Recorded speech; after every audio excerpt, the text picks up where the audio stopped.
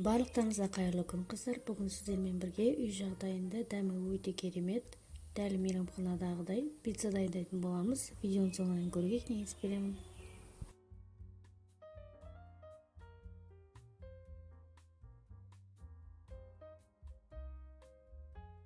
Ең алдымен електен өткізген ұнымыздың ішіне, ыстық суымыздың ішіне осындай салқын сүтімізді құйып, жылы масса дайындап аламыз да.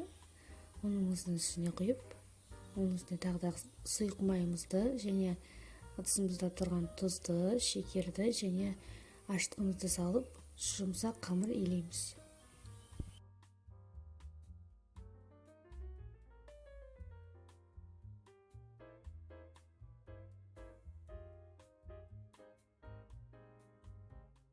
Міне біздің қамырымыз осылай болып иленеді. Енді ашытуға жылы жерге қойып қоямыз.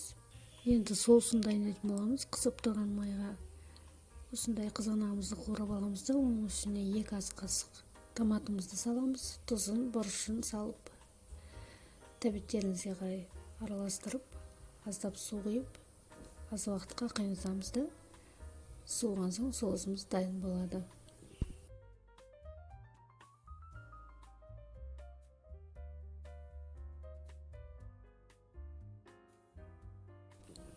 Енді ашқан қамырымызды ұсақ зуалыларға бөліп шығамыз.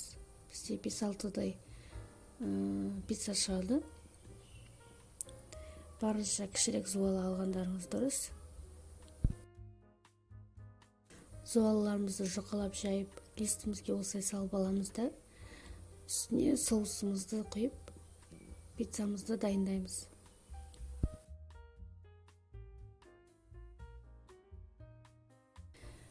Менің салмасына осындай сыр мен колбаса салдым. Моцарелла сыр. Сіздер қалауларыңыз бойынша салсаңыздар болады.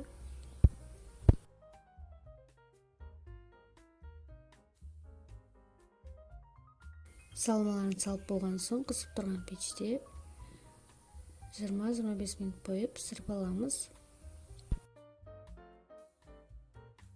Егер кескен кезде сырын созылып әдемі болып тұрған қаласаңыздар, пісуіне 5 минут қалған кезде сырды тағы да салып жесеңіздер болады.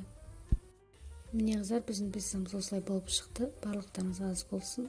Видео ұнаған болса лайк басып, комментарий қалдырып, каналыма подписаться етуді ұмытпаңыздар.